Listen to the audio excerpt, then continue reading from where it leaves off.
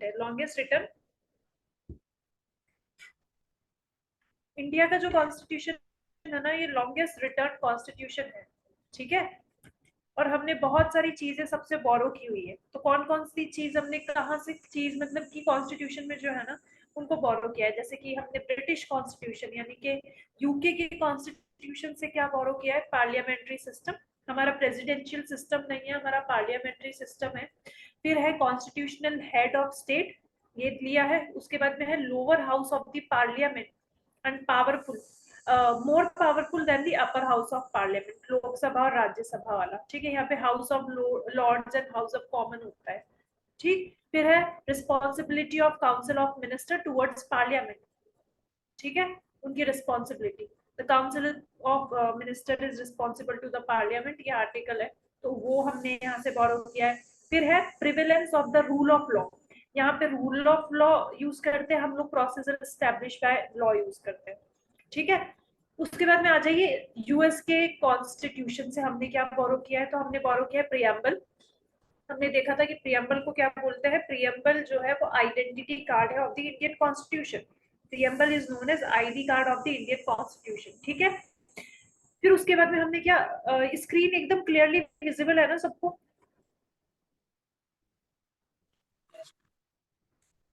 अब ठीक है, ब्राइटनेस।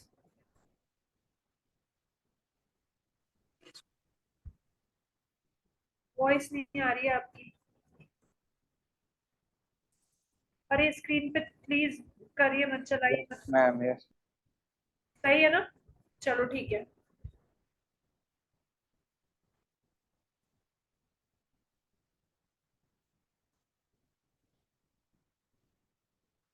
ब्रिटिश कॉन्स्टिट्यूशन, हाँ, यूएसए के कॉन्स्टिट्यूशन में हमने क्या क्या लिया है, फंडामेंटल राइट्स, बहुत इंपॉर्टेंट चीज फंडामेंटल राइट्स है ना, जो कि part third of Indian constitution में है, आर्टिकल 12 से लेकर के और आर्टिकल 35 तक, वो फंडामेंटल राइट्स हमने यूएसए के कॉन्स्टिट्यूशन से लिया है। और क्या क्या लिया है, फंक्शंस ऑफ वाइस प्रेसिडेंट, क्योंकि वाइस प्रेसिडेंट वाली जो पोस्ट होती है ना वो वहां पे होती है, यूएसए के कॉन्स्टिट्यूशन में हमने वहां से ली है।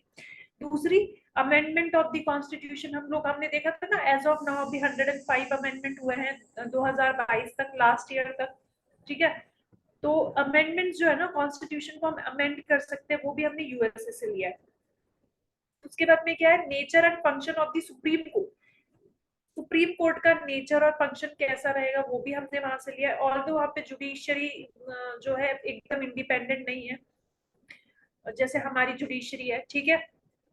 और जुडिशियल रिव्यू और जुडिशियल एक्टिविज्म, ये भी हमने यहीं से ही बोरो किया है। फिर आ जाइए ऑस्ट्रेलियन कॉन्स्टिट्यूशन से हमने क्या लिया है, ऑस्ट्रेलियन कॉन्स्टिट्यूशन से हमने क्या लिया है, बोरो किया है, तो वो है लिस्ट ऑफ कॉन्करेंट पावर। जो कॉन्करेंट लिस्ट है ना, 3 लिस्ट होती है, जैसे कि हमने पीछे वाली स्लाइड में देखा था ना, टीयर्स ऑफ ओल्ड पीएम वाली में, यहाँ पे देखो कौन से वाले शेड्यूल में है list, detailed list about union list, state list और कॉन्करेंट लिस्ट। तो ये लिस्ट वाला जो है ना, कॉन्करेंट लिस्ट जो है, ये हमने कहाँ से बोरो किया है, यूएसए से बोरो किया है, ठीक है। सॉरी, ऑस्ट्रेलिया से बोरो किया है। नेक्स्ट पर आ जाइए, procedure for solving deadlock over concurrent subject between the centre and state. Centre and state के बीच में देखो, कुछ ऐसे सब्जेक्ट होते हैं जिन पे सेंटर बना सकता है, रूल्स एंड रेगुलेशंस लॉ बना सकता है, और कुछ ऐसे सब्जेक्ट है जिसपे स्टेट बना सकता है, ठीक है। और कुछ ऐसे सब्जेक्ट है जिनपे दोनों बना सकते हैं, दोनों का जो है लॉ बना सकते हैं, तो वो डाल दिया हमने किसमें, कॉन्करेंट वाले में, ठीक है। तो वो जो डिस्प्यूट वगैरह है ना इससे रिलेटेड, कि हम कौन सा वाला सेंटर पे जाएगा, कौन सा वाला स्टेट पे जाएगा, वो सारा कौन किससे लिया है, ऑस्ट्रेलियन कॉन्स्टिट्यूशन से लिया। ज्यादा डिटेल में नहीं जाएंगे हम इनकी। फिर है आयरिश कॉन्स्टिट्यूशन, बहुत ज्यादा इंपॉर्टेंट। आयरिश कॉन्स्टिट्यूशन से हमने क्या बोरो किया है, directive principle of state policy, DPSP. DPSP पढ़ते कहाँ पर है, part 4 of Indian constitution, article number 35 से आर्टिकल नंबर 51, है ना, हम पीछे देख करके आए 51, ये पढ़ते हैं डीपीएसपी, और ये आयरिश कॉन्स्टिट्यूशन से लिया है। दूसरी इंपॉर्टेंट चीज, ये आयरिश कॉन्स्टिट्यूशन ने यानी कि आयरलैंड के कॉन्स्टिट्यूशन ने इसको बोरो किया है फ्रॉम स्पेनिश कॉन्स्टिट्यूशन, तो ये ध्यान रखना, ये फैक्ट है। आयरलैंड के कॉन्स्टिट्यूशन ने ये जो डीपीएसपी इसको कहाँ से, स्पेनिश कॉन्स्टिट्यूशन से बोरो किया है, और हमने आयरिश कॉन्स्टिट्यूशन से बोरो किया है, ठीक है। फिर है method of nomination of member of Rajya Sabha, ये भी आयरिश कॉन्स्टिट्यूशन से हमने लिया है। फिर है Weimar constitution of Germany, Germany का जो कॉन्स्टिट्यूशन है वीमर कॉन्स्टिट्यूशन, तो हमने वहां से क्या लिया है, पावर्स ऑफ द प्रेसिडेंट, जो प्रेसिडेंट की पावर है हमने वीमर कॉन्स्टिट्यूशन ऑफ जर्मनी से लिया हुआ है। ठीक है। अच्छा, एक और चीज ध्यान रखनी है आपको, जैसे यूएसए के पार्लियामेंट को हम लोग क्या बोलते हैं, व्हाइट हाउस बोलते हैं ना, और रशिया के पार्लियामेंट को हम क्या बोलते हैं, क्रेमलिन, क्रेमलिन बोलते हैं। वैसे ही नेसेट जो है ना, नेसेट वो है किसका पार्लियामेंट, इसराइल का पार्लियामेंट है। ठीक है, तो ये तीन चीजें ध्यान रखनी है, व्हाइट हाउस यूएसए का पार्लियामेंट, नेसेट जो है वो इसराइल का पार्लियामेंट, और क्रेमलिन जो है वो किसका पार्लियामेंट है, वो है रशिया का पार्लियामेंट। तो ये चीज आपको ध्यान रखनी है। ठीक है, तीन चीजें, तीन फैक्ट चाहिए, तो भी काफी ज्यादा न्यूज में है रशिया, इसीलिए मैंने बता दिया, इसराइल भी काफी न्यूज में रहता है, तो ये चीज आपको ध्यान रखनी है। ठीक है, उसके बाद में आ जाइए कैनेडियन कॉन्स्टिट्यूशन से हमने क्या क्या बोरो किया है, तो कैनेडियन कॉन्स्टिट्यूशन से बोरो किया है provision of a strong nation, then name of the union of India. ठीक है, फिर है वेस्टिंग रेजिडुअरी पावर्स, तो ये छोड़ दो, रेजिडुअरी पावर्स वगैरह क्या होती है, आपको तो सिर्फ इतना सा ध्यान रखना है, आयरिश कॉन्स्टिट्यूशन वाला ज्यादा ध्यान रखना है, जैसे डीपीएसपी और ये फंडामेंटल राइट्स। ठीक है, नेक्स्ट पर आ जाइए, समझ में आया ना ये इतना, समझ में आया ना।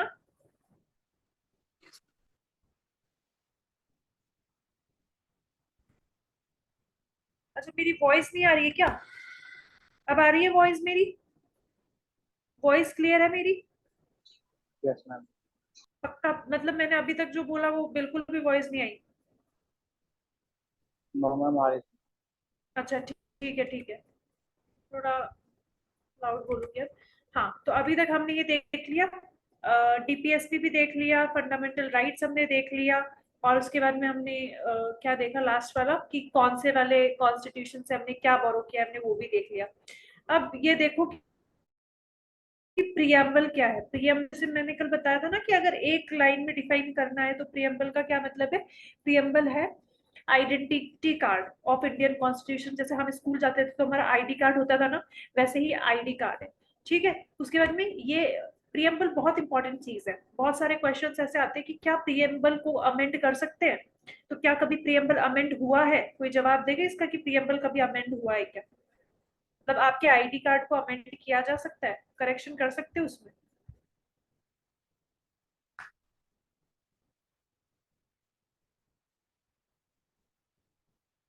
क्या हुआ, चलो मैं बता देती हूँ, हाँ प्रियम्बल को एक बार अभी तक जो है, एक बार इसको अमेंड किया गया है।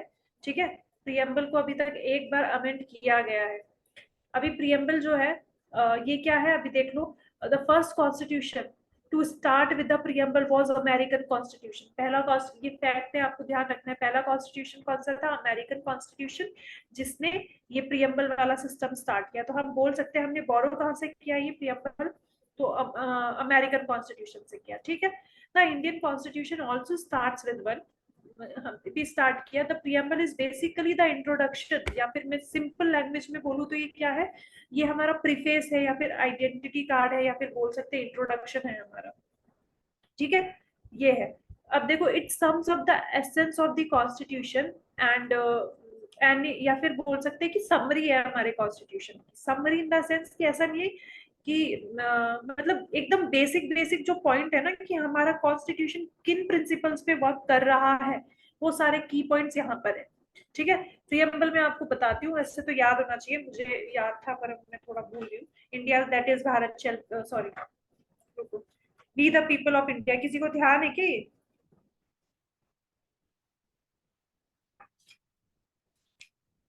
प्रियम्बल याद है क्या किसी को।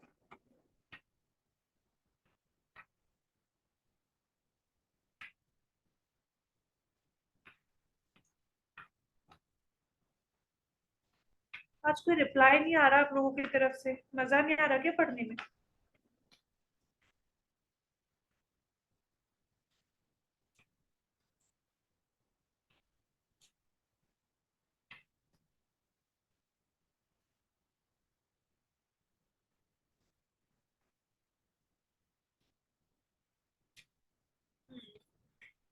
प्रीएम्बल वो देख लो, कौन सा कॉन्स्टिट्यूशन था, कॉन्स्टिट्यूशनल अमेंडमेंट एक्ट था जिसने इसको अमेंड किया था,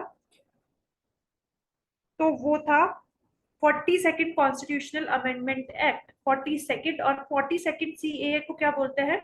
सब ऊपर से जा रहा है क्या? याद नहीं रहता तो ये नो आपको मैम आ रहा है। आपको ना ये साथ साथ आपको ये लिखना पड़ेगा। ये फैक्ट्स है, ये दिमाग से उड़ जाएंगे, और ये बहुत इंपॉर्टेंट चीज है। ठीक है, बहुत इंपॉर्टेंट चीज है हर एग्जाम के लिए। तो आप लोग लिख रहे हो ना, कॉपी साथ में लेकर के बैठते हो ना, आपको ऑल दो नोट्स तो मिल जाएंगे, पर जो मैं बोल रही हूँ वो भी लिखते चले जाना। ठीक है, फटाफट फटाफट से। ध्रुव एंड समझ में नहीं आ रहा, आदित्य आ जाएगा, धीरे धीरे आ जाएगा। ठीक ठीक है। हाँ, तो मैंने क्या बोला था कि इसको अमेंड किया गया है। देखो यहाँ पे लिखा हुआ भी है, आपके नोट्स में लिखा हुआ भी है कि इसको अमेंड किया गया है 1976 में। इस टाइम अगर आपको पता हो तो प्रेसिडेंट, सॉरी, प्राइम मिनिस्टर कौन थी? इंदिरा गांधी। और इस टाइम इमरजेंसी लगी हुई थी। ठीक है, 42nd अमेंडमेंट एक्ट था।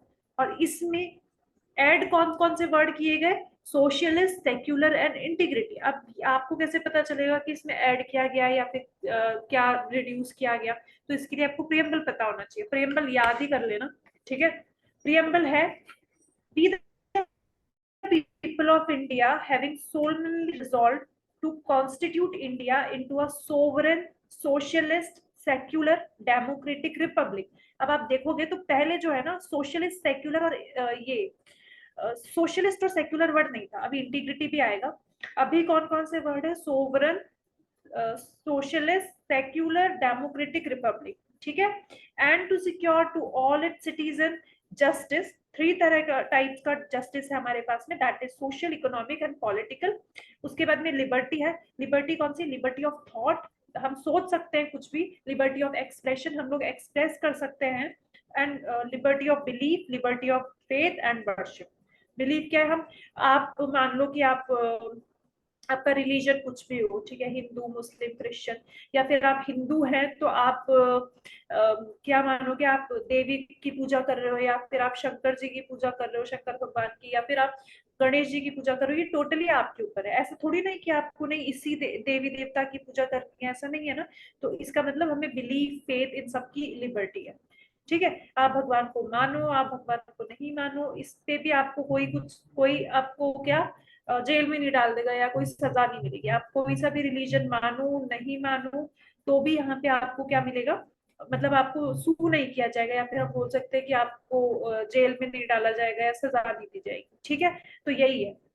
उसके बाद में है इक्वालिटी। इक्वालिटी हमारे पास में कौन कौन सी है? इक्वालिटी ऑफ स्टेटस, फिर है and opportunity, and to promote among them all. अभी इक्वालिटी ऑफ स्टेटस और अपॉर्चुनिटी क्या है भाई? एक मैं, ठीक है, और एक अंबानी, कंपैरिजन है हमारे स्टेटस का? कुछ कंपैरिजन है हमारे स्टेटस का? एक अंबानी है, एक मैं हूं, तो फिर ये स्टेटस में इक्वालिटी कैसे हुई? तो इक्वालिटी का यहाँ पे मतलब है, हमारा जो कॉन्स्टिट्यूशन है वो वर्क करता है इक्वालिटी से ज्यादा इक्विटी पे। इक्विटी का मतलब अगर मैं सिंपल बोलूँ ना, फॉर एग्जांपल एक बंदा है जिसकी हाइट थोड़ी कम है, ठीक है, मान लेते हैं कितनी हाइट है, 5'4" ले लेते हैं, और एक बंदा है पूरा 7 फुट का है। ठीक है, तो हम यहाँ पे क्या करेंगे? हम वो जो छोटी हाइट वाला बंदा है ना, उसको थोड़ा सा सपोर्ट प्रोवाइड करवाएंगे, जस्ट लाइक कि वो 7 फुट वाले के बराबर में आ जाए। क्योंकि यहाँ पे क्या है? यहाँ पे इक्विटी, मतलब हमारा जो इंडियन कॉन्स्टिट्यूशन है ना, वो इक्विटी पे काम करता है, ना कि इक्वालिटी पे।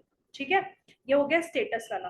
फिर है इक्वालिटी ऑफ अपॉर्चुनिटी। कैसे होगा अपॉर्चुनिटी की इक्वालिटी? मतलब फॉर एग्जाम्पल, मैं जो एग्जाम दे सकती हूँ वो आप लोग भी वो एग्जाम दे सकते हो, इरिस्पेक्टिव आप कोई सी भी कास्ट, कोई सा भी रिलीजन, कोई सा भी रेस, या फिर आप ट्राइब, या आपका कोई भी स्टेटस है। ठीक है, अंबानी का बेटा भी यूपीएससी का एग्जाम दे सकता है, और मैं भी यूपीएससी का एग्जाम दे सकती हूँ। ठीक है, या कोई भी एग्जाम दे सकती हूँ। ठीक है, तो ये होगी अपॉर्चुनिटी। आपको अपॉर्चुनिटी इक्वल मिलेगी। समझ में आया? फिर है fraternity. Fraternity assuring the dignity of the individual and the unity and integrity। देखो यहाँ पे पहले सिर्फ यूनिटी था, अभी इंटीग्रिटी भी ऐड कर दिया। तो 42nd सीए ने 3 वर्ड्स ऐड किए, that is socialist, secular and integrity. ठीक है, of the nation. फिर है in our constituent assembly this 26th day of November 1949 do hereby adopt enact and give to ourselves this constitution. ठीक है, ये हमारा पूरा प्रियम्बल है, याद करने में डिफिकल्टी नहीं होगी, हो जाता है डेली डेली बोलोगे तो। ठीक है, यहाँ तक प्रियम्बल के बारे में समझ में आया? बहुत इंपॉर्टेंट टॉपिक है, समझ में आया या ऊपर से गया? बता दो मुझे जल्दी से, बोलो बोलो, या फिर चैट पे बता दो।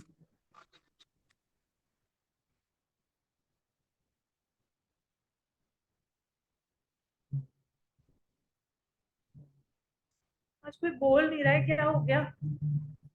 ज्यादा बड़ा, ज्यादा हो गया क्या? ज्यादा ओवर हो गया? चलो ठीक है, ये हो गया प्रियम्बल। आपको इतना सा ध्यान रखना है, बाकी ये सारा आपको नोट्स में मिल जाएगा। ठीक है, ये वाले जो लिखे हुए इसमें मिल जाएगा, इतना सा आपको ध्यान रखना है।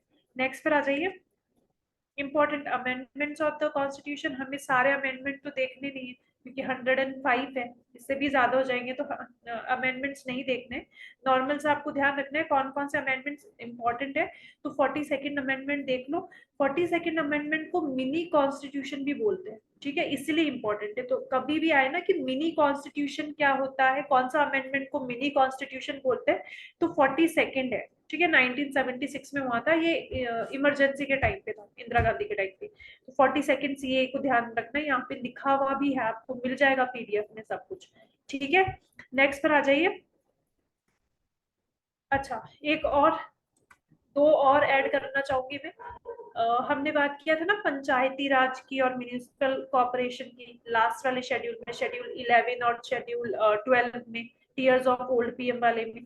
वहीं पे 73rd कॉन्स्टिट्यूशनल अमेंडमेंट एक्ट यानी सीएए, ठीक है, ऑफ 1992, ये रिलेटेड है पंचायती राज जो स्टैब्लिश हुआ ना। हर जगह आपको पंचायती राज मिलेगा, ठीक है, राजस्थान में मिलेगा, उत्तर प्रदेश में मिलेगा, सब जगह मिल जाएगा, सारे स्टेट्स में। वैसे ही जो म्यूनिसिपल कॉर्पोरेशन वाला काम होता है ना, वो किसने स्टैब्लिश किया? तो वो किया 74th constitutional amendment act of 1992। ठीक है, दोनों ध्यान रखना है आपको, बस ये तीन ही आपके लिए इंपॉर्टेंट है। नेक्स्ट पर आ जाइए, कॉन्स्टिट्यूशन। अब है, हम लोग, हमने बात किया था कि हमारा जो इंडियन कॉन्स्टिट्यूशन है, या फिर हम बोले इंडिया जो है वो डेमोक्रेटिक कंट्री। ठीक है, कौन सी कंट्री? डेमोक्रेटिक। हम मोनार्की नहीं है, मतलब हमारा किंग नहीं है हमारे यहाँ पे कोई भी। ठीक है, मोदी जी किंग नहीं है ना, मोदी जी हमारा हम एक इलेक्टेड रिप्रेजेंटेटिव है। ठीक है, इलेक्टेड बोला मैंने, नॉमिनेटेड नहीं, नॉर्मली अगर मैं बोलूँ तो। फिर कॉन्स्टिट्यूशन है, कॉन्स्टिट्यूशन हमारा डेमोक्रेटिक है। डेमो का मतलब है द पीपल, और कैरोट्स का मतलब है रूल। डेमोस एंड कैरोट्स का मतलब है रूल। ठीक है, तो ये है एक बेसिक सा definition. Democracy is the government of the people, for the people and by the people. ठीक है, of the people, for the people and by the people. और इसका रियल एसेंस किस में लाई करता है? तो रियल एसेंस इसका लाई करता है इलेक्शन कमीशन ऑफ इंडिया। ठीक है, वो कैसे लाइक करता है? क्योंकि भाई हर 5 साल में इलेक्शन तो वही करवा रही है ना, ईआईसी तो करवा रही है, और कौन करवा रहा है? और मान लो अगर इलेक्शन ही नहीं होते हैं तो हम लोगों का तो कोई इन्वॉल्वमेंट ही नहीं है कि नहीं है? भाई अपनी गवर्नमेंट को चुनने में, जो हम बोल रहे हैं ना, democracy is the government of the people, for the people, by the people, तो हमारा तो कोई रोल ही नहीं है उनको चूज करने में अगर इलेक्शन ही ना हो। तो इलेक्शन हर 5 साल में होते हैं हमारे यहाँ पे, और इलेक्शन करवाता कौन है? तो इलेक्शन कमीशन ऑफ इंडिया करवाती है। इसलिए हम बोल सकते हैं कि डेमोक्रेसी का जो रियल स्पिरिट है या रियल एसेंस है वो किस में लाइक करता है? Election commission of India. ठीक है, आई बात यहाँ तक समझ में? समझ में आया? Okay fine Shiva, yes ma'am. Ma'am. ठीक है ठीक है। अच्छा, अब इलेक्शन कमीशन की बात है, ये तो इलेक्शन कमीशन के बारे में सुन लो, ये इंपॉर्टेंट कमीशन भी है।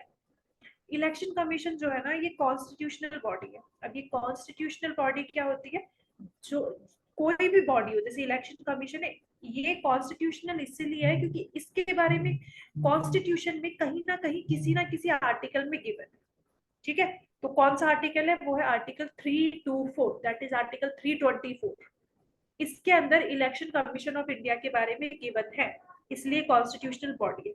तो फिर नॉन कॉन्स्टिट्यूशनल बॉडी क्या होती है? भाई जिस भी बॉडी के बारे में किसी भी आर्टिकल में गिवन नहीं है ना इंडियन कॉन्स्टिट्यूशन के, वो एक नॉर्मली एक लॉ ला करके बनाई गई है, ठीक है, वो कैसी बॉडी होगी, नॉन कॉन्स्टिट्यूशनल, ठीक है। जैसे कि अगर हम स्टैट्यूटरी नॉन स्टैट्यूटरी पे नहीं जाएंगे, सिर्फ नॉन कॉन्स्टिट्यूशनल सुन लो, जैसे कि नीति आयोग सबने सुना होगा, नीति आयोग पहले प्लानिंग कमीशन थी, है ना, तो नीति आयोग है ना नॉन कॉन्स्टिट्यूशनल बॉडी है, उसका कॉन्स्टिट्यूशन में कोई भी आर्टिकल नहीं है, जैसे कि इलेक्शन कमीशन का है।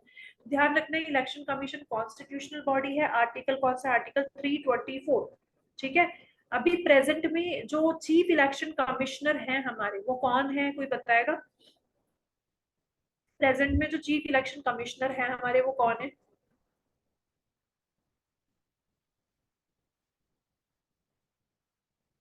चलो ये चीज जो है ना आपको, कि अभी प्रेजेंट में हमारे 25th है, वो 25th मतलब इनसे पहले 24 थे, तो अभी प्रेजेंट में हमारे चीफ इलेक्शन कमिश्नर कौन है, ये जीके का क्वेश्चन है, बहुत इंपॉर्टेंट, वो आपको सर्च करना है, लिख लो ये क्वेश्चन, ठीक है, लिख लेना ये क्वेश्चन। हाँ एग्जैक्टली, मोक्ष राजीव कुमार है, ठीक है, कौन से हैं, राजीव कुमार, ये अभी हमारे प्रेजेंट में है, अभी राजीव अरोड़ा से कंफ्यूज मत करना, वो कोई और बॉडी के हैं, ठीक है। तो राजीव कुमार हमारे प्रेजेंट में चीफ इलेक्शन कमिश्नर है, 25th नंबर के, राइट। अच्छा, चीफ इलेक्शन कमिश्नर के साथ साथ दो और बंदे होते हैं जिन्हें हम इलेक्शन कमिश्नर बोलते हैं, उनको असिस्ट करने के लिए, तो टोटल 3 मेंबर बॉडी है ये, टोटल कितनी है, 3 मेंबर बॉडी है, ये आपको ध्यान रखना है। जैसे कि चीफ इलेक्शन कमीशन होता है ना, वैसे स्टेट इलेक्शन कमीशन भी होता है, स्टेट इलेक्शन कमीशन करता क्या है, जो पंचायत के जो चुनाव होते हैं प्लस जो म्यूनिसिपैलिटी के जो चुनाव होते हैं ना, वो सारा का सारा कौन करवाता है, वो करवाता है स्टेट इलेक्शन कमिश्नर, ठीक है, स्टेट इलेक्शन कमीशन। और जो सेंटर के जो चुनाव होते हैं ना, फॉर एग्जांपल प्रेसिडेंट का, वाइस प्रेसिडेंट का, ये सारे चुनाव कौन करवाता है, तो वो करता है चीफ इलेक्शन कमीशन, ठीक है, दोनों में कंफ्यूज मत है दोनों। आ गई बात समझ में, आया ना समझ में? Yes, ma'am. ठीक है, ये लिखते जाना वरना उड़ जाएगा दिमाग से, यहाँ पे तो लिखा हुआ मिल जाएगा, बट मैं जो फैक्ट्स बता रही हूँ वो भी लिख लेना। चलो अब आ जाओ, कॉन्स्टिट्यूशन में किसका कितना एज लिमिट होता है, किसका कितना टेन्योर, तो हम बाद में देखेंगे, पहले एज लिमिट देखते हैं। अच्छा, एज लिमिट और टेन्योर में डिफरेंस क्या है, फॉर एग्जांपल कि प्रेसिडेंट बनने की जो उम्र है ना, जो मिनिमम एज है वो 35 है, आप 35 के पहले आप प्रेसिडेंट नहीं बन सकते, बनोगे भी कैसे, कुछ मिनिमम क्वालिफिकेशन है, ठीक है, तो मिनिमम एज है 35। और टेन्योर क्या है कि भाई आप कितना टर्म के लिए ऑफिस में सर्व करोगे, कितने साल के लिए, तो वो होता है इनका टेन्योर। तो एज लिमिट और टेन्योर में डिफरेंस पता चल गया ना, जनरली 5 इयर्स का होता है, जनरली क्या होता है 5 इयर्स का। ये है एज लिमिट कि आपको 35 इयर्स, और मैक्सिमम एज लिमिट बता देंगे, और आपका जो टेन्योर है कि कितने साल के लिए बन रहे हो, वो चीज है। प्रेसिडेंट का 35 इयर्स है, वाइस प्रेसिडेंट का 35 इयर्स है, मिनिमम हम बात कर रहे हैं, मैक्सिमम की बात नहीं कर रहे हैं, मिनिमम की बात कर रहे हैं। गवर्नर की बात करें तो 35 इयर्स है, चीफ मिनिस्टर की बात करें तो 25 साल की उम्र में आप सीएम बन सकते हो, ठीक है। सरपंच की बात करें तो 21 की एज में आप सरपंच बन सकते हो, ठीक है। उसके बाद में एमपी के लोकसभा एमपी की बात करें ना, तो वो 25 इयर्स में बन सकते हो। एमपी राज्यसभा वो 30 इयर्स में आप बन सकते हो, ठीक है। फिर एमएलए 25 में बन सकते हो, एमएलए मतलब मेंबर ऑफ लेजिस्लेटिव असेंबली, जो स्टेट में जो विधानसभा होती है ना, विधानसभा की बात। हाँ, ये एमपी और एमएलए में क्या डिफरेंस होता है? क्या एमपी और एमएलए में डिफरेंस क्या होता है? हाँ, एमपी का फुल फॉर्म होता है मेंबर ऑफ पार्लियामेंट, तो पार्लियामेंट तो सेंटर की बॉडी है, तो जो सेंट्रल लेवल पे मेंबर होता है ना, इधर लोकसभा और राज्यसभा, या फिर मैं कलेक्टिवली बोलूं तो पार्लियामेंट, वो क्या होता है, उसे हम एमपी बोल रहे हैं। और एमएलए क्या है, member of legislative assembly, legislative assembly state में होती है, सेंटर में नहीं होती, जैसे स्टेट सेंटर में पार्लियामेंट होता है ना, वैसे ही स्टेट में क्या होती है, लेजिस्लेटिव असेंबली होती है। जैसे जस्ट लाइक जैसे सेंटर में प्राइम मिनिस्टर होता है ना, वैसे स्टेट में चीफ मिनिस्टर होता है, वैसे ही, ठीक है। तो मेंबर ऑफ लेजिस्लेटिव असेंबली, यहाँ पे भी अपर हाउस लोअर हाउस होता है, बट कहीं कहीं है कहीं नहीं है, ओनली हमारे पास में 6 ऐसे स्टेट्स हैं जहाँ पे विधान परिषद भी है, ठीक है। लेजिस्लेटिव काउंसिल भी है, वरना हमारे पास में असेंबली है, बाकी सब। मैम लोकसभा और राज्यसभा में क्या डिफरेंस रहेगा फिर? स्टेट चलाती है। क्या? लोकसभा और राज्यसभा में क्या डिफरेंस रहेगा फिर? एक में इलेक्टेड रहते हैं, दूसरे में नॉमिनेटेड रहते हैं। राज्यसभा वाले जो रहते हैं ना वो इलेक्टेड होते हैं, दूसरे वाले नॉमिनेटेड होते हैं, डायरेक्ट इलेक्शन नहीं होता है उनका। ठीक है, तो उनमें एज लिमिट भी प्रेस्क्राइब रहती है। अभी प्राइम मिनिस्टर को कैसे आप डायरेक्टली इलेक्ट करते हो क्या? या प्रेसिडेंट को डायरेक्टली हम लोग इलेक्ट करते हैं क्या? प्राइम मिनिस्टर को हम इलेक्ट कर सकते हैं और जो प्रेसिडेंट है उन्हें हम नहीं कर सकते। हाँ एग्जैक्टली, डायरेक्टली नहीं कर सकते ना, बट हमारे इलेक्टेड रिप्रेजेंटेटिव्स ही तो कर रहे हैं ना उन्हें। तो एक तरह से क्या हो गया, हम लोग डायरेक्ट, हमारा इन्वॉल्वमेंट नहीं है प्रेसिडेंट के इलेक्शन में, बट हमने जो इलेक्ट किए हैं ना, जो वो क्या कर रहे हैं, वो प्रेसिडेंट को बना रहे हैं। वो क्या कर रहे हैं, एक तरह से नॉमिनेशन ही हो जाएगा ये इलेक्शन। तो देखो, लेकिन 2-3 बंदे रहते हैं, उनमें से इनका करते हैं, 2-3 भी क्या रहेंगे, सॉरी, बेसिकली तो दो में ही रहता है कंपटीशन। ठीक है, तो उसके बाद में ये बनते हैं। चलो ठीक है। उसके बाद में प्राइम मिनिस्टर का कितना है, 25 ईयर्स। तो 25 की एज में आप प्राइम मिनिस्टर बन सकते हो।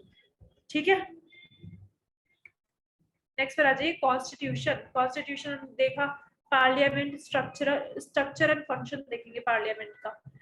पार्लियामेंट आर्टिकल्स पे ज्यादा नहीं जाएंगे। ठीक है, अगर हम बेसिक सी चीजें देखें ना, पार्लियामेंट क्या है, 2 हाउसेस से मिलकर के बना हुआ है, लोकसभा और राज्यसभा। ठीक है, अपर हाउस और लोअर हाउस। ठीक है ना।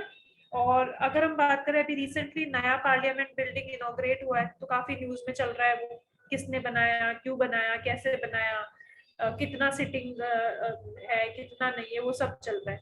अच्छा, तो आपको विमल जैन है बेसिकली इसके आर्किटेक्चर, जो नए पार्लियामेंट की बिल्डिंग है ना, इसके आर्किटेक्ट है विमल जैन। ठीक है, या विमल सैन, जैन और सैन दोनों में से कोई है, विमल नाम है इनका, तो आपको ध्यान रखना है ये। दूसरी इंपॉर्टेंट चीज, एक मेरा क्वेश्चन ये रहेगा कि पार्लियामेंट जो है ना, राज्यसभा और लोकसभा में दो अलग अलग कारपेट बिछे हुए थे, दोनों में अलग अलग कलर होता है, एक में रेड होता है, एक में ग्रीन होता है। कौन से वाले में, लोकसभा में रेड होता है, रेड कारपेट होता है या ग्रीन होता है, और vice versa, that is Rajya Sabha में कौन सा होता है, ये आपको सर्च करना है, और क्यों होता है ये भी आपको सर्च करना है। ठीक है, समझ रहे हो ना मेरा क्वेश्चन क्या है, कि भाई हम लोकसभा और राज्यसभा में जो हम फर्श पे कारपेट बिछाते हैं ना, एक में तो ग्रीन कलर का होता है, एक में रेड कलर का होता है, तो ये फैशन के लिए थोड़ी ना है, इसका मतलब है कुछ, इसका बहुत बड़ा मतलब है। तो ये ग्रीन है। लोकसभा और राज्यसभा सेंट्रल गवर्नमेंट ही चलाती है ना? हाँ, सेंट्रल गवर्नमेंट ही चलाती है, सेंट्रल गवर्नमेंट ही चलाती है। पार्लियामेंट का स्ट्रक्चर, पार्लियामेंट का पार्ट है। मैं बोलूं, अगर लोकसभा और राज्यसभा मिलकर के पार्लियामेंट बना रही, ठीक है, दोनों मिलकर के पार्लियामेंट बना रहे, लोकसभा अकेली पार्लियामेंट नहीं है, राज्यसभा अकेली पार्लियामेंट नहीं है। ठीक है, दोनों मिलकर के पार्लियामेंट बना रहे। आई बात समझ में? तो मैम इन दोनों में डिफरेंस पूछा जाए कि क्या डिफरेंस है, तो क्या डिफरेंस पूछा जाए, क्या डिफरेंस है? डिफरेंस है ना, एक में इलेक्टेड, डायरेक्टली इलेक्टेड होते हैं, एक में नॉमिनेटेड होते हैं। ठीक है, और मेंबर्स की क्वांटिटी भी ज्यादा होता है, कम होता है, तो वो जब राज्यसभा लोकसभा देखेंगे ना, तब हम देखेंगे कि दोनों में डिफरेंस क्या है। हर स्टेट का अलग होता है ना, दिल्ली में विधानसभा भी पड़ता है। हर स्टेट का, मैं, हाँ कल हमने बताया था ना कि जैसे वो डिपेंड करता है एरिया पे। एरिया बोले तो, अगर मैं सिंपल टर्म्स में बोलूँ तो कॉन्स्टिट्यूएंसीज, ठीक है, जिसमें हम डिवाइड करते हैं। मान लो एक मध्य प्रदेश है, काफी बड़ा area as compare to Sikkim, दूसरा सिक्किम ले लिया।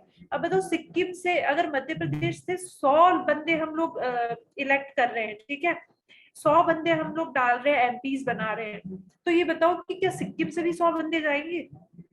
नहीं है ना पॉसिबल, क्योंकि सिक्किम मध्य प्रदेश के आगे तो बहुत ही छोटा है, तो उसमें से आप 100 बंदे कैसे लेके जाओगे? तो वो डिपेंड करता है कि मेरे पास में कितनी टोटल कॉन्स्टिट्यूएंसीज है, वो एरिया पे डिपेंड करता है। ठीक है, तो वैसा ही रिप्रेजेंटेशन होता है। अब इससे एक क्वेश्चन ये भी आ जाता है कि मैम फिर तो मान लो अगर एमपी से 100 बंदे जा रहे हो, सिक्किम से एक बंदा जा रहा है, तो रिप्रेजेंटेशन सिक्किम का तो काफी कम हो गया, ये तो एक तरह से वाली चीज होगी ना। तो वैसा नहीं होता, वो अलग कंसेप्ट है उनका, कैसे वो लोग वर्क करते हैं, बट ऐसा नहीं होता, रिप्रेजेंटेशन सबको मिलता है, पूरे स्टेट को मिलता है। ठीक है, क्या? एमपी का जो वर्क होता है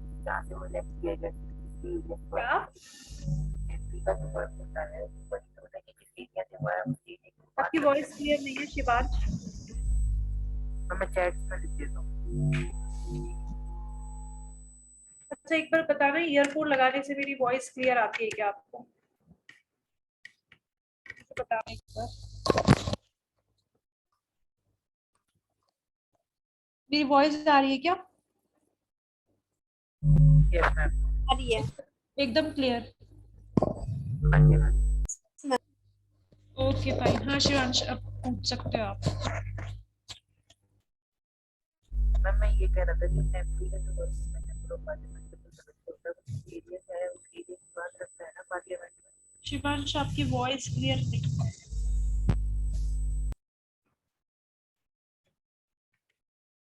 हाँ अब बोलो। अब आ रही है। वॉइस आती है। मुझे एक काम करो, चैट में लिख दो आप। आपको Okay. मेरी वॉइस आ जाएगी, मुझे नहीं आ रही आपकी। हम्म।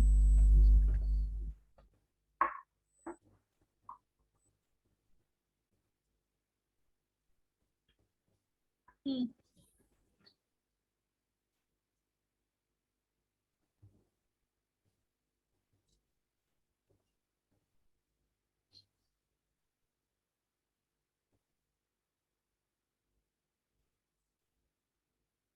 एमपी के बहुत सारे वर्क होते हैं, एमपी के बहुत सारे वर्क होते हैं।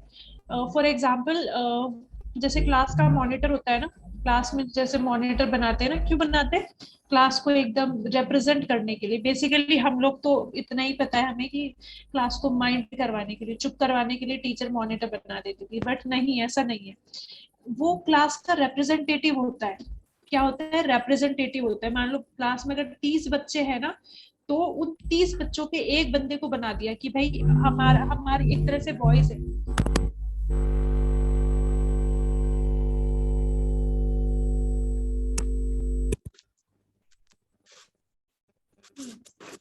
शिवांश म्यूट कर लो अपने आप को। हाँ तो क्या है, मैंने क्या बताया कि रिप्रेजेंटेटिव होता है। वैसे ही सेठ जो एमपी होता है ना भाई, प्रॉब्लम्स पहुंचाएगा कौन? मान लो टीचर नहीं सुने, हर 30 बच्चे के लिए टाइम नहीं है ना किसी के पास, तो हम लोग क्या करेंगे, अपना अपना प्रॉब्लम हमारा जो रिप्रेजेंटेटिव है, हमारा जो मॉनिटर, उसको बता दिया कि भाई ये हमें प्रॉब्लम है, और ये अगर तू जा रहा है टीचर के पास में बताने के लिए, तो ये हमारी प्रॉब्लम भी लेकर के जाना। ठीक है? वो बंदा आपकी प्रॉब्लम को ज्यादा अच्छे से समझेगा। रीजन क्या है? टीचर नहीं समझ पाएगा। क्यों? क्योंकि वो आप ही में तो रहता है ना, आपके साथ में तो इन्वॉल्व है ना वो, आप लोगों में से एकदम मतलब आपका फ्रेंड है, आपके साथ में पढ़ता है, तो वो आपकी प्रॉब्लम्स को अच्छे से समझ पाएगा। फॉर एग्जांपल अगर क्लास में बेंच टूटी हुई है तो वो समझ पाएगा, क्योंकि वो भी तो वहीं पे बैठ के काम करता है। सेम वैसे ही एमपी क्या होंगे ना, एमपी क्या होगा, हम क्लास को अगर स्टेट मान ले, तो एमपी आपका पूरा स्टेट का रिप्रेजेंटेटिव होगा। अब हर एक इंडिविजुअल बंदे की बात तो सेंट्रल गवर्नमेंट नहीं सुन सकती है ना, हर इंडिविजुअल बंदे की बात हर स्टेट से क्या प्राइम मिनिस्टर सुन सकते हैं? नहीं सुन सकते हैं ना। तो उन्हीं में से हम लोग क्या करेंगे, अपना रिप्रेजेंटेटिव हम लोग चुन लेंगे, और वो रिप्रेजेंटेटिव हमारी स्टेट को और हमारी कॉन्स्टिट्यूएंसी को क्या करेगा, रिप्रेजेंट करेगा। ठीक है? उसकी बात कर रहे हैं हम। आई बात समझ में? अब एमपी क्या होता है? Yes ma'am. ठीक है, ऐसे ही सेम एमएलए होता है। एमएलए अपना स्टेट लेवल पे होता है, एमपी और एमएलए। मैम चलो ये नेक्स्ट पे आते हैं। ये जो सत्र लगते हैं मॉनसून सत्र, ये कैसे कैसे लगते हैं? जैसे मॉनसून का सत्र लगा, इसमें बात रखी जाएगी, कितने तरीके के होते हैं? ये 3 तरह के होते हैं। ठीक है? 3 टाइप्स ऑफ सेशन, सत्र होते हैं। वो पार्लियामेंट पे आने दो। ठीक है? पार्लियामेंट के सेशंस की बात करेंगे, कितने सेशन होते हैं, कब कब लगते हैं, उस पार्लियामेंट पे आने दो। ठीक है? उसके बाद में बताऊंगी कि पार्लियामेंट के सेशन क्या है। हाँ thank you ma'am, thank you so much. हाँ रुको। चलो उससे पहले वो सेशन वाली बात भी हम लोग करेंगे, बट उससे पहले यहाँ पे आ जाओ। क्वेश्चन है यहाँ पे कुछ प्रैक्टिस क्वेश्चंस डाले हुए। In this session Congress split into 2 groups. Basically ये जो है ना, ये हमारा मॉडर्न एक तरह से बोल सकते हैं मेकिंग ऑफ द कॉन्स्टिट्यूशन जो है ना, उससे उठाया हुआ क्वेश्चन है। तो कोई बताएगा कि कांग्रेस, या फिर हम बोल सकते हैं इंडियन नेशनल मूवमेंट से क्वेश्चन है। तो बताओ, जब कांग्रेस टूटी थी ना, Indian national Congress INC, 2 parts में डिवाइड हुई थी। एक्सट्रीमिस्ट एंड मॉडरेट्स, यानी गरम दल और नरम दल, तो वो कौन से सेशन में हुई थी? पता है ना गरम दल और नरम दल के बारे में, एक्सट्रीमिस्ट और मॉडरेट्स के बारे में?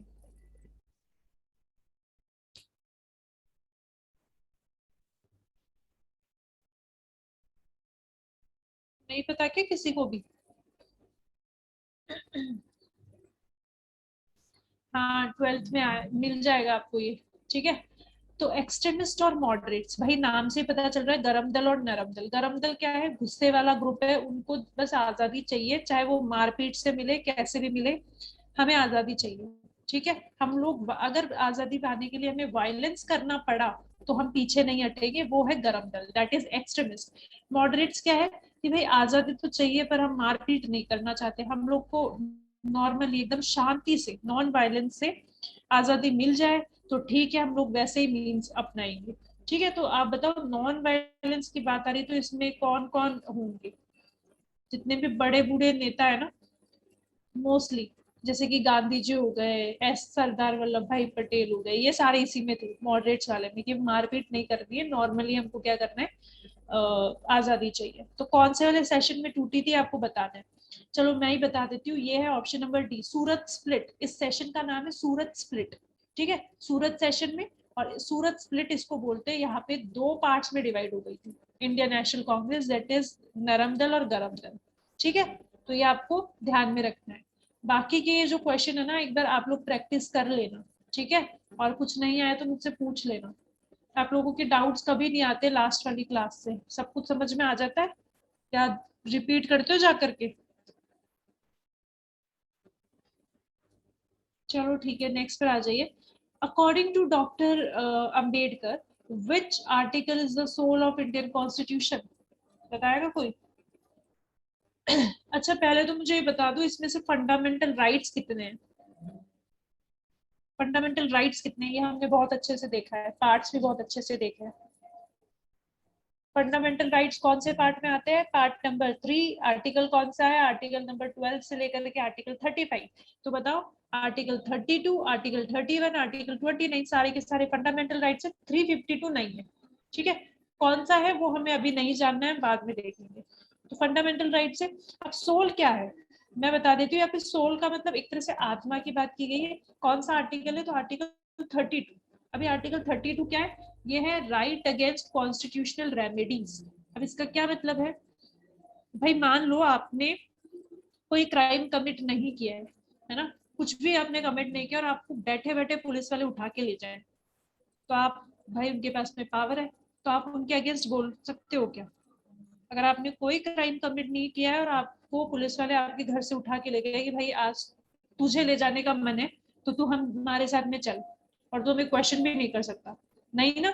तो वो जो इम्यूनिटी हमें प्रोवाइड की गई ना, कि भाई तुम हमें बिना काम के, और अगर मान लो क्राइम किया भी है, जब तक आप प्रूफ नहीं कर रहे, आप, एक तो अरेस्ट वारंट भी होता है, ठीक है, तो आप मुझे अननेसेसरी मेरे साथ में मारपीट नहीं कर सकते, ठीक है, मुझे बहुत बुरी तरह टॉर्चर नहीं कर सकते, या मेरे फंडामेंटल राइट्स को वायोलेट नहीं कर सकते। ठीक है, तो वो किस में आता है? कॉन्स्टिट्यूशनल रेमेडीज का आर्टिकल नंबर 32 में। ठीक है, वरना हर पुलिस वाले हर किसी को उठा के ले जाएंगे बिना किसी क्राइम के।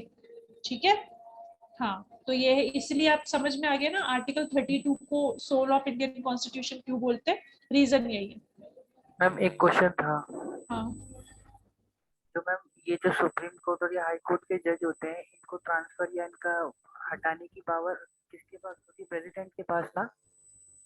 हाँ, हटाने की पावर नहीं बोल सकते हम, अकेले प्रेसिडेंट के पास में नहीं होती है। इनको हटाने के लिए बहुत मतलब इनको एक तरह से पूरा रेजोल्यूशन पास करना पड़ता है। जो सुप्रीम कोर्ट के जजेस है ना, इनको कैसे, इवन चीफ जस्टिस जो है, इनको हटाने के लिए प्रेसिडेंट का लास्ट कंसेंट चाहिए होता है, प्रेसिडेंट हटाता है वो सही बात है, बट यहाँ पे स्पेशल मेजोरिटी से वोटिंग करनी पड़ती है पार्लियामेंट में। ठीक है, पार्लियामेंट के दोनों हाउसेज में, मतलब हम लोग अभी इधर कितने बच्चे, 15 है, ठीक है, 15 बच्चे हैं, थोड़ा थोड़ा आधा आधा डिवाइड हो जाते हैं, तो 7 7, ठीक है, 7.5 तो नहीं हो सकते, एक में 7 और एक में 8 ले लेते हैं, तो इतने डिवाइड हो गए। आधे लोकसभा को रिप्रेजेंट कर रहे हैं, आधे राज्यसभा को, तो हमारी मेजोरिटी, स्पेशल मेजोरिटी होनी चाहिए हमारे पास में, एटलीस्ट एक हाउस में तो। ठीक है, वैसे तो दोनों में ही जाती है, स्पेशल मेजोरिटी मतलब अगर 8 लोग वोट कर रहे हैं ना, तो उसमें से एटलीस्ट 5 लोगों का वोट होना चाहिए उसके अगेंस्ट, तब जा करके वो रेजोल्यूशन पास होगा, दोनों हाउसेस से पास होगा, फिर जाकर के प्रेसिडेंट को पावर मिलेगी कि आप इनको हटा सकते हो, ऐसे नहीं हटा सकते। ठीक मैम है। एक और ये जो राज्यपाल जो होते हैं ये इनमें क्या डिफरेंस होता है क्या? पावर की? जो राज्यपाल होता है स्टेट में हम्म, हम्म। ये सीएम से ज्यादा पावरफुल होते हैं जो चीफ मिनिस्टर होता है स्टेट का? ये जैसे प्रेसिडेंट होते हैं ना नॉमिनल हेड, काम तो सारा प्राइम मिनिस्टर ही करता है। अगर हम टेबल ऑफ प्रेसिडेंट्स देखें ना, तो पावर की बात करें ना, तो प्राइम मिनिस्टर के पास ज्यादा पावर है।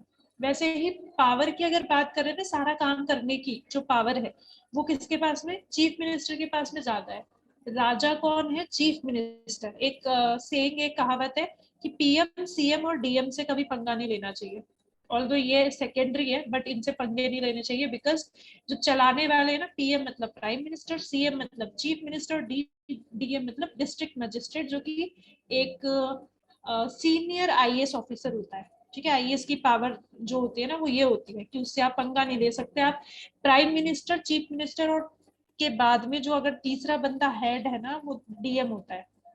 ठीक है, बट अगर इनके ऊपर की बात करें ना, नॉमिनल हेड जो है वो प्रेसिडेंट है और स्टेट में गवर्नर है।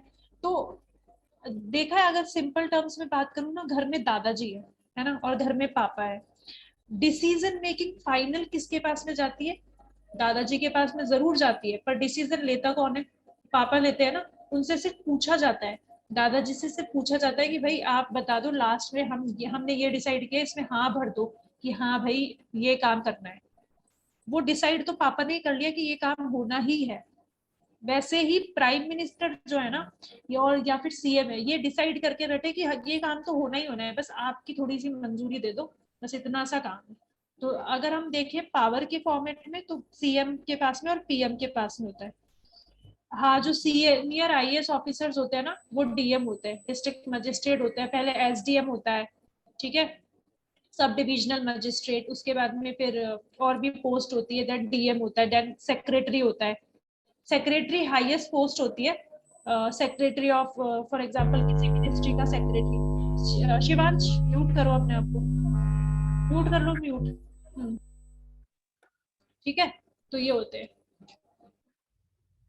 और कुछ क्वेश्चन? एक और था। हाँ। ये जो जो दिल्ली के जो राज्यपाल हैं जो एलजी हैं इनकी और केजरीवाल की जो कंट्रोवर्सी चलती है, जैसे हम्म। अभी एक अध्यादेश पास हुआ था लेकिन उन्होंने उसके अगेंस्ट में सुप्रीम कोर्ट में जब केस किया तो वहाँ जो केजरीवाल थे वो जीत गए, लेकिन स्टेट गवर्नमेंट ने लिया है और फिर दोबारा से कह दिया कि ये पावर एलजी पे ही रहेगी। तो ये कंट्रोवर्सी क्यों होती है इनमें? क्या रहेगी पावर? कौन सी पावर एलजी पे रहेगी? जो स्टेट की जो जैसे स्टेट हमारा दिल्ली है तो यहाँ पे केजरीवाल सारे चीजें डिसीजन मेकर बनते हैं, लेकिन हम्म। एंड में जो एंड में जैसे कंसर्न होता है कि राज्यपाल से परमिशन लेनी होगी, तो हर बार राज्यपाल इस चीज को मना वो कर देते हैं। राज्य, सबसे पहले तो ये समझो, ठीक है, मैं आपका क्वेश्चन समझ गई। सबसे पहले ये समझो कि वो जो एलजी है ना, LG is different from governor. कैसे डिफरेंट है? अगर मैं बात करूं, यहाँ पे आ जाता है कंसेप्ट कौन सा, state and union territory. Delhi state है या यूनियन टेरिटरी है? यूनियन है। मतलब यूनियन। हाँ, एग्जैक्टली। स्टेट को हमने स्टेट इसलिए बनाया कि चलो ठीक है, हमने बोल दिया कि ठीक है, स्टेट वाले जो है ना अपना अपना रूल चला लेंगे, हमें कोई प्रॉब्लम नहीं है। बट यूनियन टेरिटरी हमने बनाया है, तो हमेशा ध्यान रखना, यूनियन टेरिटरी डायरेक्ट कंट्रोल के अंडर होती है सेंट्रल गवर्नमेंट की। ठीक है, इसीलिए दिल्ली जो है ना, वो यूनियन टेरिटरी है। और अगर हम बात करें जम्मू एंड कश्मीर, वहां का लॉ एंड ऑर्डर कभी भी सही नहीं होता। तो क्या आपको लगता है कि जम्मू एंड कश्मीर को स्टेट बनाना चाहिए? नहीं ना, क्योंकि स्टेट बनाएंगे तो पहले यही तो था। एब्रोगेट क्यों किया? स्टेट ही तो था वो। एब्रोगेट करने का रीजन ये था कि भाई वहां का सीएम अपनी मनमानी कर रहा था, ठीक है, महबूबा मुफ्ती। तो यहाँ पे जो यूनियन टेरिटरी होती है ना, वो डायरेक्ट कंट्रोल के अंदर होती है, किसके? सेंट्रल गवर्नमेंट की। तो या तो वो एलजी अपॉइंट करते हैं, या नॉर्मली लेफ्टिनेंट गवर्नर या फिर एडमिनिस्ट्रेटर अपॉइंट करते हैं। वो एडमिनिस्ट्रेटर भी इनमें से सीनियर आईएएस ऑफिसर ही होता है। एलजी जो होता है वो पुलिस से रिलेटेड होता है। ठीक है, जैसे कि ये पुडुचेरी की किरण बेदी थी, अब नहीं है खैर। तो वैसे ही आईएएस और आईपीएस ऑफिसर्स होते हैं जो सीनियर होते हैं, उनको अपॉइंट करते हैं। अब एलजी जो है ना वो डायरेक्ट बनता है गवर्नमेंट का। कौन सी गवर्नमेंट? Central government. मतलब अगर मैं ये प्राइम मिनिस्टर और कैबिनेट बोलती हूँ, तो अगर वहां पे केजरीवाल को कम पावर है, भले ही वो सीएम बन के बैठा है, but in case of union territory power of CM is less than जो एडमिनिस्ट्रेटर या फिर लेफ्टिनेंट गवर्नर रहेगा ना वो।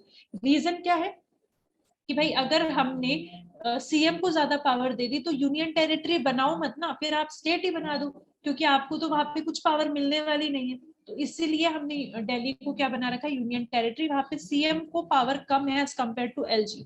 बट अगर हम बात करें स्टेट की, तो यहाँ पे उल्टा होता है, यहाँ पे सीएम को पावर ज्यादा होती है एज कम्पेयर टू गवर्नर। और तो ऐसा नहीं है कि सब कुछ सीएम का ही चलेगा, नहीं। वहां पे फैक्ट जो चेक्स एंड बैलेंसेस के लिए वो गवर्नर है, जो कि डायरेक्ट सेंट्रल गवर्नमेंट से अपना उनका बनता होता है। ठीक है, तो अब क्लियर है क्वेश्चन? क्लियर है क्या? Yes ma'am, yes ma'am. हाँ, तो इनकी कंट्रोवर्सी इसलिए चलती है। और कुछ क्वेश्चन? मैम जब आएगा तो पूछ लूंगा, काफी इंटरेस्ट आ रहा है। चलो ठीक है, थैंक यू। तो ये क्वेश्चन आपको देखने, और जो नहीं आएगा वो आप मुझसे पूछ सकते हो, नेक्स्ट क्लास में पूछ लेना, वरना इसमें कंफ्यूज हो जाओगे।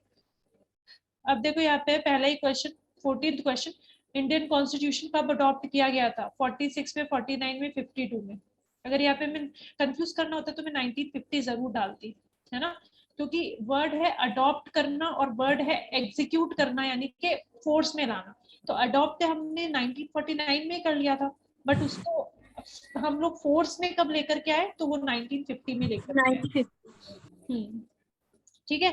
Who was the adviser of the Indian constitution? कौन थे? बीएन राव थे, doctor Rajendra Prasad, B R Ambedkar, Nandlal Bose. ये सर्च करना है आपको। यहाँ पे आप दो लोगों में कंफ्यूज होंगे अगर आपने पढ़ा है थोड़ा भी।